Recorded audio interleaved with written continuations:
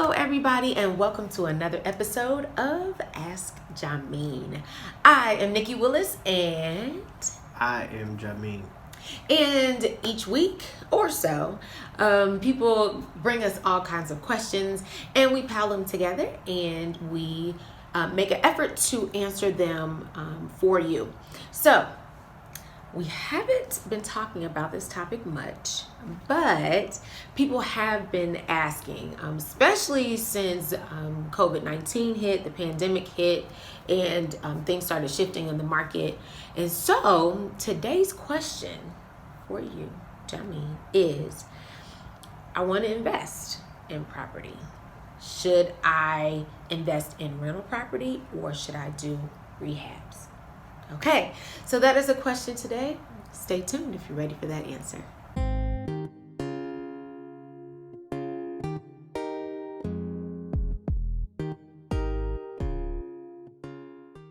So investment property is something that I'll say we're super passionate about, but we haven't been talking about it a lot, especially on this podcast.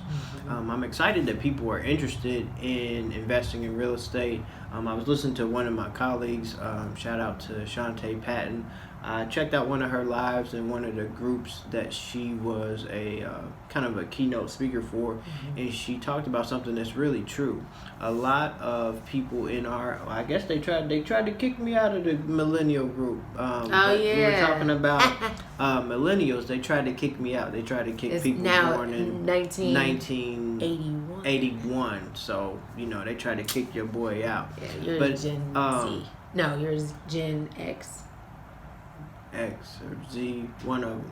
You're old. Whatever. Okay. Whatever. We talking a matter. I'm still millennial. I still claim millennials. But anyway, she talked about how millennials are a little bit more interested in investing in real estate than actually owning real estate. I come across a lot of people that would like to invest in real estate, but they don't know how, or they don't have the resources. But they want to invest in real estate, and owning a home is kind of like, nice to have, but I'm really more interested in investing. But people don't know where to start. They see all the HGTV shows, Flip This House, and Extreme Homes, and 1,000 shows, but they don't have a lot of shows about rental properties on HGTV. Well, they have the what is the income property where they take the basements, and they like that. That was a good show, but it's not anymore. Like, it's not there anymore. So it's kind of maybe we can get one. Yeah, maybe so. So a lot of people don't shine the limelight into rental property. It's not glitz and glamour. It's kind of like the more slow income coming in per month. So I kind of just want to answer this question by going over the pros and the cons of rental property versus rehabs or flipping houses, whatever you want to call it. And my favorite answer is it depends on the situation. So after I kind of go over the pros and the cons, I think that people can make the determination if rental property is right for them to start or rehabs is right for them to start. And it doesn't have to be a one or the other. It can be an and. But when you start, you kind of have to pick one, because when you buy your first property, you buy your first property. So to start off, I love rehabbing property. You do. The flipping part is like the end result, but I love taking something that was once a gym and it's the worst house on the neighborhood, or taking something that's a dump and fixing it up and making it look like something. I love rehabbing property. I love the renovation process. And tell everybody when was the first time you actually rehabbed a property? Like, how old were you? I was 22 when I did my first rehab. It was my first time buying a house. It was a rehab, so I became a landlord, an investor, a homeowner, all in one swoop. Now I did combine the two. I rehabbed the property, and it was a rental property to an income producing property. So I lumped a lot of things at once. Don't necessarily recommend that if this is not what you do every day. Yeah. But you were young. Oh yeah. And that's the point I'm trying to say. Well, because I mean, people think that you have to be like older or something like that. And hey, you can be young, and if you have like a lump sum of money and you're ready to begin investing, you can consider real estate. So just an encouragement for some of y'all. Yeah, that's true. Don't think that because if you're not like super duper established that you can't invest in real estate. Actually, it's better. It's kind of like doing like compounding interest and 401ks and things like that. The earlier you start, the greater chances it has to benefit you. Right. Especially from a risk factor too. When you're 21, 22 years old, early 20s, you may haven't started a family yet and have a lot of responsibilities. Whereas when you get into your 30s and your 40s, you want to take less risks and things like that. So from starting a business, from investing into real estate, early 20s or early in life, you can get all your bumps and bruises out. That's a good way to get your bumps and bruises out. But let's just start with rehab. So just flipping properties or rehabs. I'll do opposite. So some of the cons are one of the reasons why I kind of changed my philosophy, and a lot of things that I'm changing and what I'm doing, what we're doing, and what we plan to do in the future is one of the things about rehabs or flipping properties is once you do it, you have to do it all over again. So if you buy a house, fix it up, sell it to somebody else, then you have to do it all over again. You gotta get another property, right? You have to find another property. You have to go through the process of fixing it up. You have to find somebody to buy it and sell it, and then you have to do the process all over again. Whereas with rental property, it's kind of like you buy it, you get it ready to rent out, you rent it out, and then you receive that rental income, and then of course there's maintenance and things like that, but you don't have to do the whole process all over again. So true. So that's one thing that's kind of a negative because there's a lot of time involved. So there's going to Home Depot and picking out sinks, cabinets, and going to different places to get quotes on materials and things that you need. And then there's interviewing contractors and people that you have doing work. Also going to the property, checking on the property, making sure the stuff was done, making sure the stuff was done right. And even if you plan on doing it yourself, there's even more time involved with you going back and forth to the property with materials and things like that. Getting permits. Permits and things like Getting that. Getting things checked by the city. If certain things need to get checked by the city, so that is a lot. So a lot goes on in the process of rehabbing or renovating a property. So it's kind of like a one-off thing. So it's like you're flipping something. When you're done, you have to do the next one all over again. There's a lot of time in between the process. Like it looks great and it looks like it happens in 30 minutes on TV, but it's more like 3 months, 6 months. And if stuff happens, it can go longer. Very true. And sometimes you can get in and out. And once you develop a system, you can go quickly, but it's a lot of work involved in that short window of process of renovating a property. Another thing is you have holding costs. When you don't have a tenant in the property, I mean, right now properties are flying off the shelves because there's low inventory, but when you have a property that you're rehabbing, you have holding costs, whether it's utilities, mortgage payments, landscaping, and things like that. You have holding costs until that property is sold. Even when you're in the process of renovating, you have utilities and making sure stuff is kept up, insurance and things like that. So you have holding costs until you get that property sold. You have to put that in your budget. Yeah, you have to put that in your budget. I think also, even before you move forward, think about whether you are rehabbing or whether you are whether you're going to be doing rentals. Don't think of it as a hobby. Think of it as a business. Okay, so when he's talking about holding costs, these are something that you have to put into your budget. As you're thinking about how long this rehab is going to take.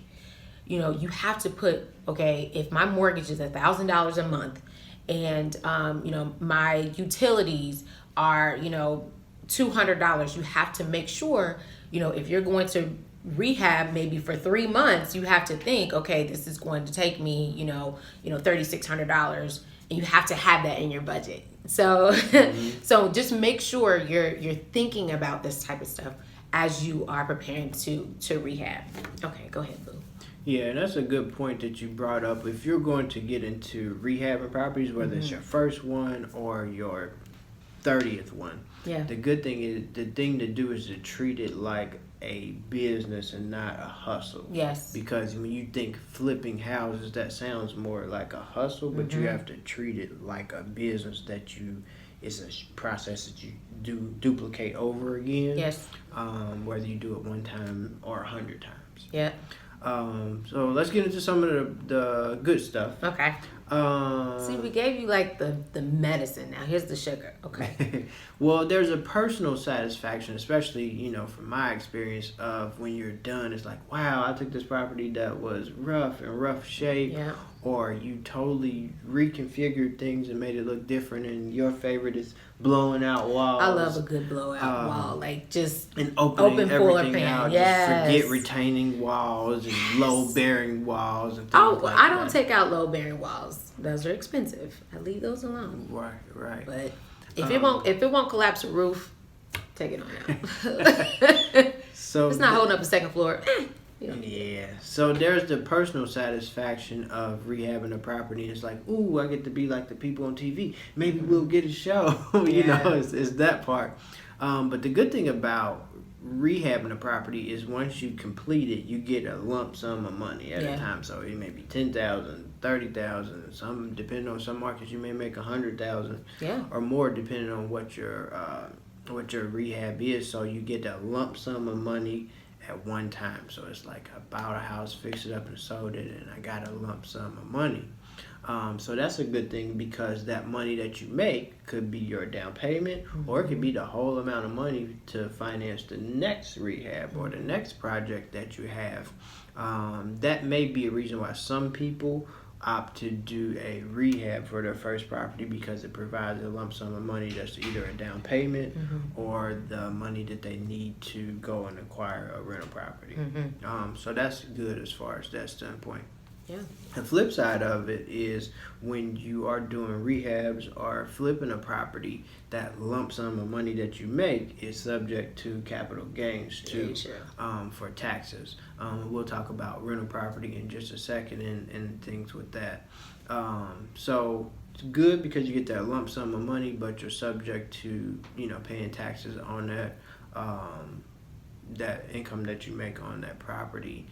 So it's good. You get to have a lump sum of money. You can do stuff with the money. You can pay off debt. You can buy your dream car, or it could be money for you to get the next property.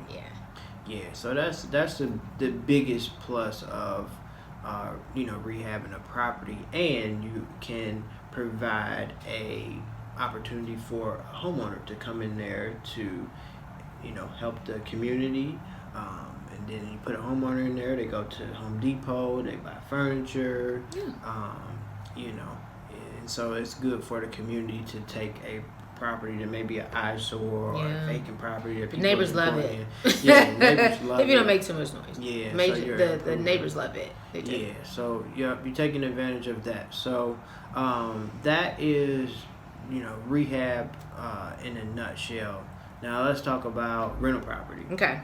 So when I first got into real estate, I looked at people who had rental property like they were nuts. I called them old heads. So you had the old heads who had a bunch of rental properties, and I never understood why these old guys had all these rental properties. Like, you got tenants, you got maintenance, you got all this stuff, and then you getting this monthly payments per month. Yeah. But it's like thinking of the headache of being a landlord and dealing with maintenance and things like that. Yeah. Now, I don't know if it's because of age or wisdom or the combination. It's because you've been kicked both. out of the millennial.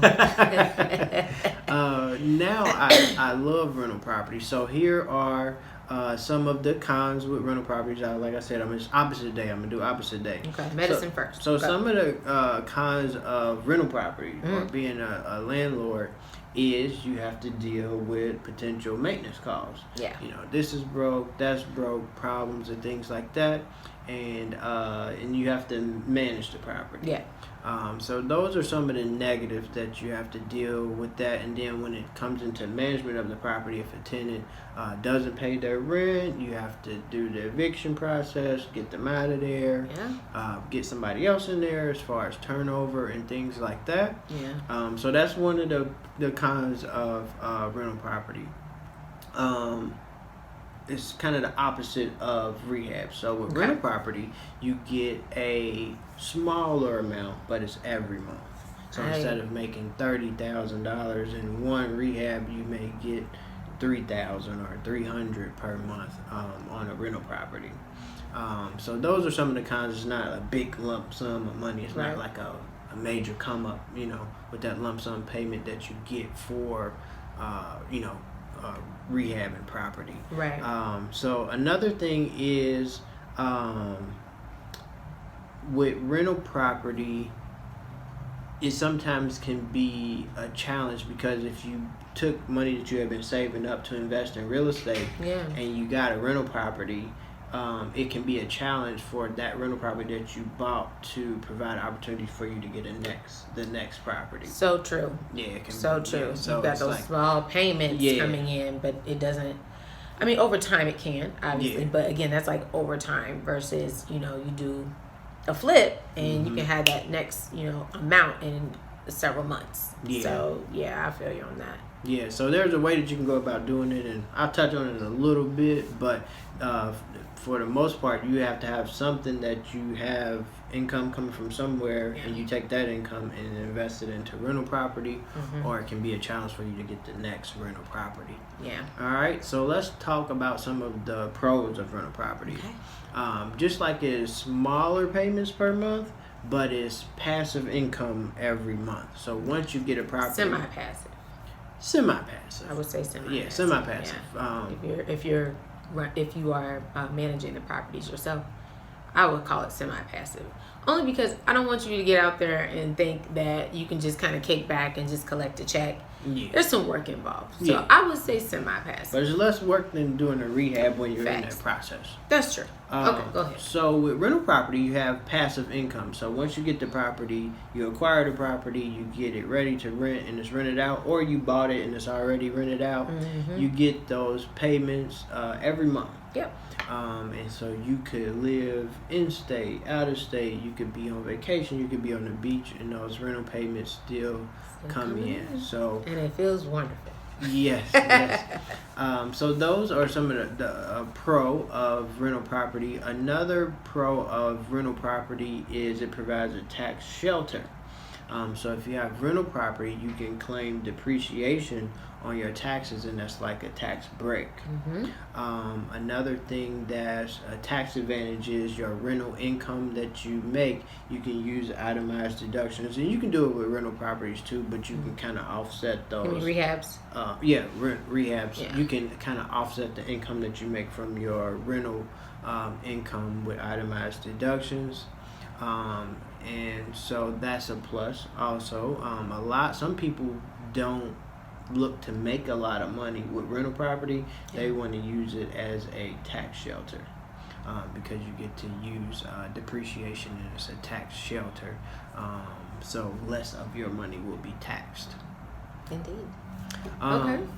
So another pro is you're able to take advantage of more of the benefits of buying real estate or being a property owner, because if you buy a house, fix it up and sell it, then you're kind of done. But if you buy a rental property and you hold on to it, you're able to take advantage of the appreciation of market. So if you buy a property for $100,000 and you hang on to it every year, on average it's appreciating in value, and it varies from whatever area that you're in, whether in the Midwest or the West Coast or the East Coast. Appreciation varies greatly. Yep. So you're able to take advantage of appreciation. The second thing is when you have a property rented out, that tenant is paying, if you have a mortgage, that tenant is paying the mortgage for you and paying that mortgage down. Yes. Versus if you're in your home, you're paying the mortgage down. So Yeah. you can have a tenant pay your mortgage down and make a little bit of money per month with rental income on there. And so that can be an advantage too, because you're having a tenant basically pay off your debt and pay your mortgage. So as you can see, there are pros and cons to whether you want to do a rehab or whether you want to get into rentals. So we've kind of given you a high level, a very high level look at each one. But now let's kind of talk about today's market. You know, a lot of things have changed as of, recent, as of first quarter. So tell us a little bit about what today's market looks like and regarding rentals versus rehabs. Today's market is interesting because although we have a lot of things going on with COVID-19 and people being unemployed and things like that, the market is extremely busy still. Rental property is up, sales of property is up, but the inventory is low. Very low. Yeah. So the inventory is low. So with rehabs, it can be very challenging to find a good deal, gem, a good gem, something to rehab right now, versus like back when we had the crash in the market. There was a ton of foreclosures and short sales. You can find stuff for pennies on the dollar, right? Yeah. So right now it can be very challenging to find a property to flip or do a rehab on, just because of low inventory. That's the biggest factor, just available properties on the market. And then right now there is a shelter of people not getting foreclosed on. Yep. Right now, with the moratorium on foreclosures and things like that, there's just less inventory, less properties for you to even buy, period. Yep. The second thing is competition. Because if it's low inventory, it's way more people who want to invest in real estate, and then so it's a lot of competition. Yeah. So if you are a first-time investor, or it's your first time wanting to get in real estate, and you may be competing against somebody who gets up at 6 o'clock in the morning every day looking for a new deal, with low inventory, it can be very competitive. Yeah. Right now. So you have to keep an eye out on the market and things right now. But in my opinion, my professional opinion is it's a way better climate right now for rental property than rehabs. And even with rental property, it's still low inventory. Right. But rental property in general, it's always a good time to invest in rental property in any market. One reason for that is people are always going to want to and need to rent. Some people don't want to buy a house. Yeah. They can buy a house. They just don't want to. They Yeah. don't want the responsibility. Yeah. And some people aren't in that place in life. Right. If you're in your early 20s or you're a millennial, you would rather invest than to a millennial like me. right. So Okay. you're still in the Yes. category. 84. Yeah, some people are just aren't in the place in life, or they aren't going to be in the city for much longer, and they want to rent. And some people just have to rent. That's just a reality of life in our society. A lot of people have to rent, or they just want to. So, Indeed. in any market, whether we have a crash happen again like 2009, or where prices are appreciating a lot, it's always pretty much a good time to rent in any market if the numbers are right. Yeah. So especially in this market right now, it's a great time to get into the market with the rental property, because the price of rentals and the rental rates are going up. Yes, they A are. lot, especially where we live at, where we Yes. have a lot of relocation. We have a lot of sports teams like the Raiders and minor league baseball and what is the WNBA? Yeah. So we have a lot of things coming in here, new casinos and things like that. So the rental rates are actually going up, and I've seen them even before we lived here, just from in the past 2 years, rent has gone up like almost like 20% in the past 2 to 3 years. Yeah, that's very true. So it's good for the investor, bad for the renter. So you want to be on the other side of that if you're, especially if you're considering investing in real estate. So now's a great time to actually acquire a rental property. So there you have it, folks. Your high level, very, very bird's eye view of rentals versus rehabs. Now, if you do not know, the Willis team now has a property management division. So maybe you are interested in rentals and you're very excited about it, want to maybe have a source of passive income. Rentals can be it, but you don't want all the headache of being a landlord and doing all the maintenance and finding tenants and all that stuff. That is what we can do for you. So if you are, even if you haven't purchased your first rental, or if you have rentals already, go ahead and contact us. You can email us at thewillisteamlv@gmail.com. You can also visit our website, thewillisteamlv.com, and we can help you. You can also give us a call at 702-249-9061. We would love to help you out and assist you in really, truly creating passive income for yourself. Let us do the hard work. Let us find the tenants for you. Let us do the maintenance for you. And literally, you can then collect a check. So that is what we do in our property management division. Also, again, we just gave you a really high level, really bird's eye view of rentals versus rehabs.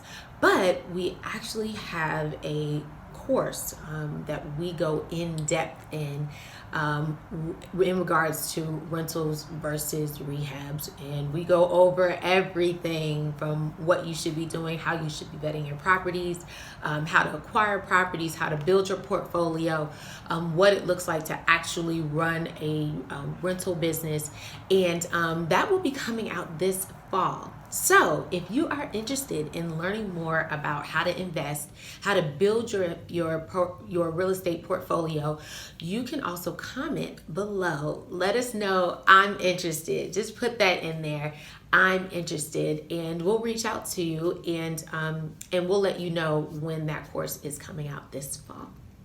All right, guys, that has been another Ask Jameen. I am Nikki Willis, and I'm Jameen. And we will see you guys next week.